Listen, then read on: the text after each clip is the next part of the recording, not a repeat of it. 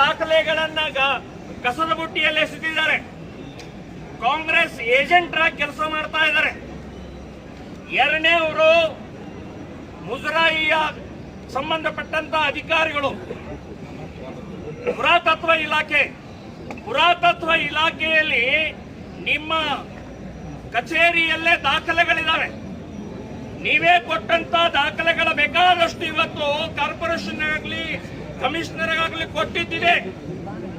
ಆದರೂ ಕೂಡ ಇವತ್ತು ನೀವು ರಕ್ಷಣೆ ಮಾಡಬೇಕಾದಂತ ಪುರಾತತ್ವ ಇಲಾಖೆ, ನೀವು ಪೇಮೆಂಟ್ ತಗೊಳ್ತೀರಿ, ಪಗಾರ ತಗೊಳ್ತೀರಿ, ಎಸಿ ಆಫೀಸ್ ನಲ್ಲಿ ಕೂತ್ಕೊಳ್ತೀರಿ. ಯಾತಕ್ಕೆ? ಸಗಣಿ ತಿನ್ನಕ?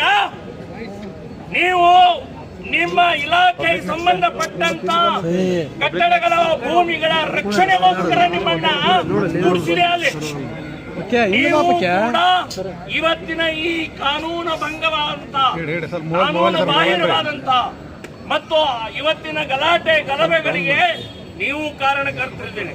ಇನ್ನು ಮೂರನೇದಾಗಿ ಪೊಲೀಸ್ ಕಮಿಷನರ್ ನೀವು ಇವತ್ತೇನು ಮಾಡಿದಿರಿ?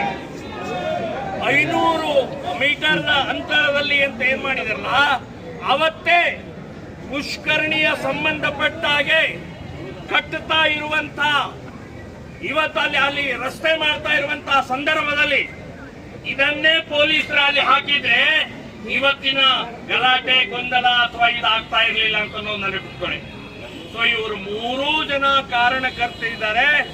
ಮೊದಲು ಇವರು 3 ಜನರ ಮೇಲೆ ಕ್ರಮ ತಗೊಳ್ಬೇಕು ಅಂತನ್ನುವಂತಹದ್ದು ಹೇಳ್ತೀನಿ. ಎರಡನೇದು, ಇಲ್ಲಿ ಪುಷ್ಕರಣಿ ದೇವಸ್ಥಾನ ಭೂಮಿ ಇದನ್ನು ನುಂಗುವಂತಹದ್ದು ಈಗಲ್ಲ, ಸಾವಿರಾರು ವರ್ಷದಿಂದ ಇಸ್ಲಾಂ ಹುಟ್ಟಿದಾಗಿಂದ ಇದನ್ನೇ ಮಾಡ್ತಾ ಬಂದಿದೆ.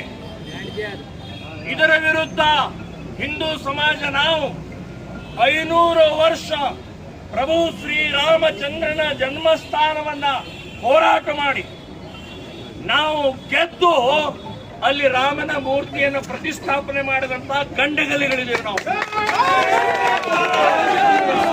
ಇದ್ಯಾವುದು ಲೆಕ್ಕ? ಇದು ಬಹಳ ವರ್ಷ ಹೋಗಲ್ಲ. ಎಲ್ಲ ಕಿತ್ತು ಬಿಸಾಕಿ ರಸ್ತೆ ಅಲ್ಲ, ಪುಷ್ಕರಣಿ ನೀರು ಸಹಿತ ಎಲ್ಲರೂ ಸ್ನಾನ ಮಾಡಿ ದೇವಸ್ಥಾನಕ್ಕೆ ಹೋಗುವಾಗ ಮಾಡುವಂತ. ಹಾಗಾಗಿ ಇವತ್ತಿನ ದಿನ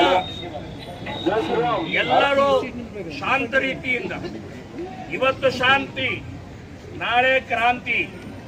ಸೊ ಶಾಂತಿಯ ಆ ಪಾಠ ಇರೋದೇ ಮುಂದಿನ ಕ್ರಾಂತಿಗೋಸ್ಕರ ಅಂತ ನೆನಪಿಟ್ಕೊಳ್ಳಿ.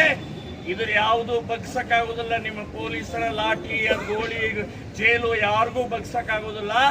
ನಾವು ನಿಂತ್ಕೊಂಡಿದೀವಿ, ನಿಲ್ತೀವಿ. ಬರೇ ಈಗ ಸಾಂಕೇತಿಕವಾಗಿ ಬಂದಿದ್ದೀವಿ. ಮನೆಗೆ ಹೋಗಿ ಪೊಲೀಸರು ಹೆದರಿಸಿದ್ದಾರೆ. ಯಾಕೆ? ನಿಮಗೆ ಬೇರೆ ಕೆಲಸ ಇಲ್ಲೇ? ನಿಮಗೆ ಗಾಂಜಾ ಕಾಣಿಸ್ತಾ ಇಲ್ಲೇ? ನಿಮಗೆ ಡ್ರಗ್ ಕಾಣಿಸ್ತಾ ಇಲ್ಲೇ? ನಿಮಗೆ ಲವ್ ಜಿಹಾದ್ ಕಾಣಿಸ್ತಾ ಇಲ್ಲೇ? ನಿಮಗೆ ನಮ್ಮ ಮನೆಗಳಿಗೆ ಹೋಗಿ ಇವತ್ತು ಹೆದರಿಸುವಂತ ಪ್ರಯತ್ನ ಮಾಡ್ತೀರಿ ನೀವು. ನೀವ್ಯಾರೇ ಹೆದರ್ಸೋರು? ನೀವು 500 ಮೀಟರ್ ಹಾಕಿದ್ರಲ್ಲ, ಸಾಕಲ್ಲ ನಿಮಗೆ? ಅದನ್ನು ಬಿಟ್ಟು ಮನೆಗೆ ಹೋಗಿ ಹೆದರ್ಸೋದಾ?